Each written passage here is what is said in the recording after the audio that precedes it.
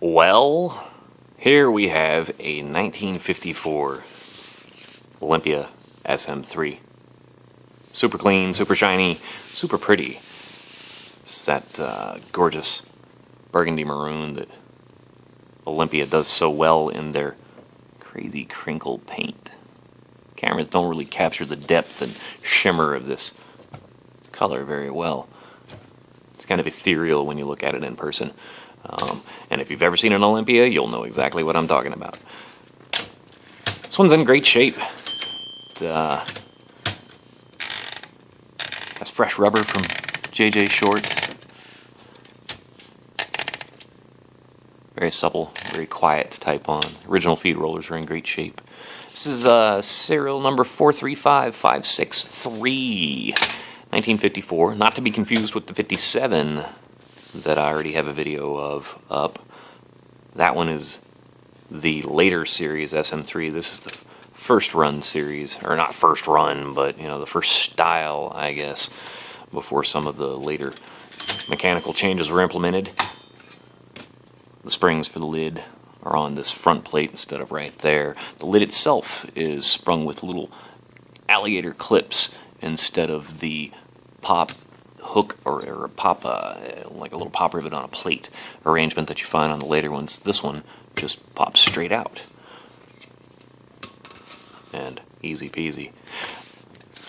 Other big difference that is rather significant, and it's why I prefer the early series of SM3s to the later ones, is kind of hard to see. It's this little row of springs right there. And I don't know if it was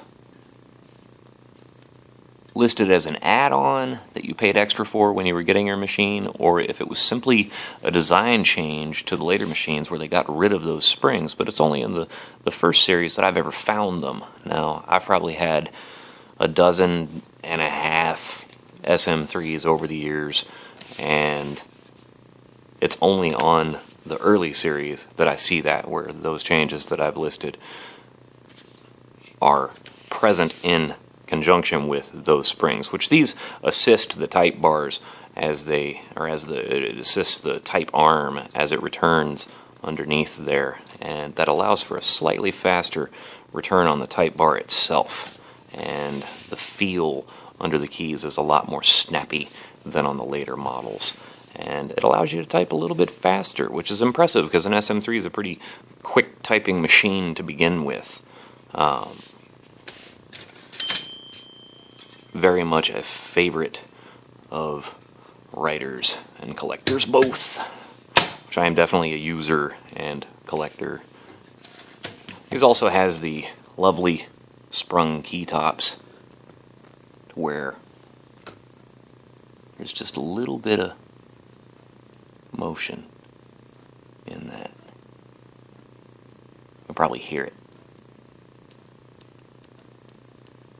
Yeah. So there's a tiny little spring underneath each one of these. Just helps pad the finger once you get to the bottom of the stroke. It's in great shape. I had to repair the backspace mechanism on it, replace a part. Somebody had lost the little linkage in there, and I took one out of an SM7 and modified it to work, and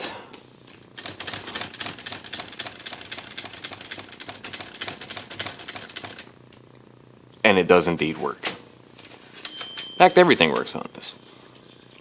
Variable.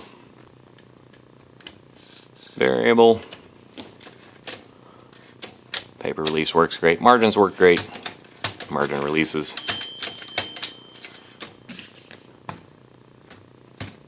Let's do a little type test. Olympia serial number 435563, 1954 SM3.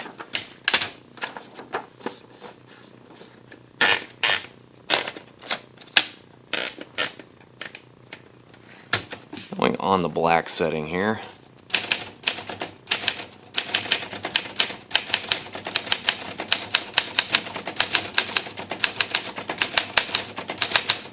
The quick brown fox jumps over the lazy dog.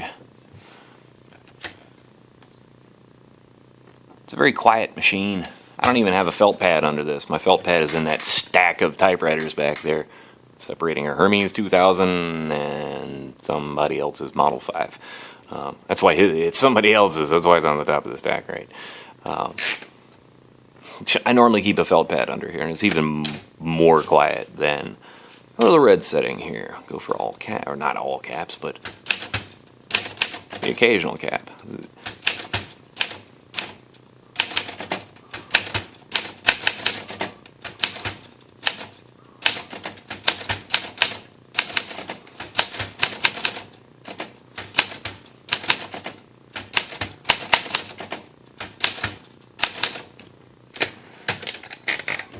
So here we are on the red setting.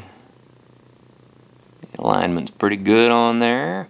Print is excellent. The feel is excellent.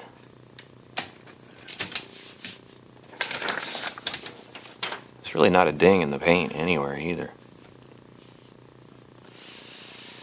Very, very gorgeous machine. One little slight rub right there. That's about it. Slight rub right there. The other side's clear though.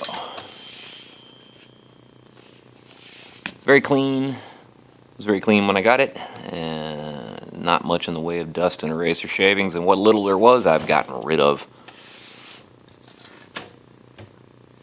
Fresh body mount bushings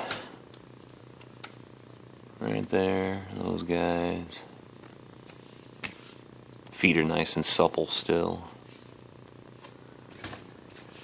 Should get to go for at least another decade or two without any serious mishaps, I hope. There you are. 1954 Olympia SM3.